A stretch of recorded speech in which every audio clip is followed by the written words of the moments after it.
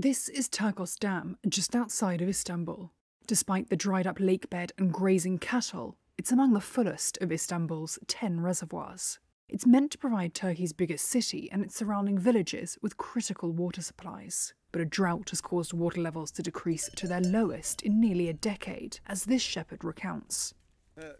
I came here 3 months ago and it was filled with water. The water went and went and went, and there is none left. It went all the way down there. It also filled here. The boats would come and go up there, but none of them go there now.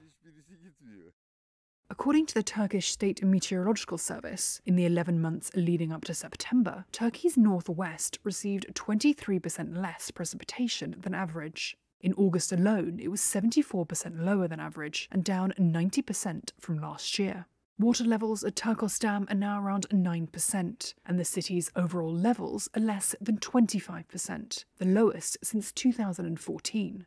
Istanbul, home to between 16 and 20 million people, is now at risk of water rationing, and a way of life is under threat in nearby villages, which heavily depend on the Turkos Dam.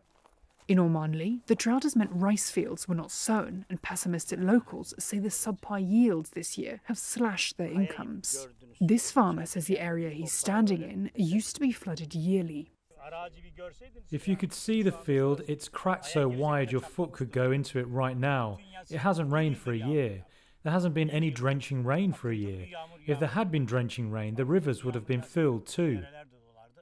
Despite local concerns, officials say there is no need to be alarmed about a water shortage, saying there are sources outside the city that could be used.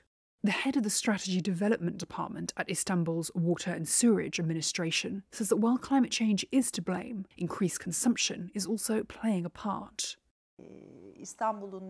Even though Istanbul's population seems to be 16 million officially, we have a population of around 19 to 20 million. We have migrants, an increasing population, and new areas being zoned for construction. Therefore, water consumption will rise in line with an increasing population. We don't want to see the water consumption that we did here 10 years ago. With this, we can also see certain increasing trends in water consumption that come with extreme heat. These are the biggest factors. Officials expect increased rainfall from October onwards, but only time will tell if it's enough for the land's farmers.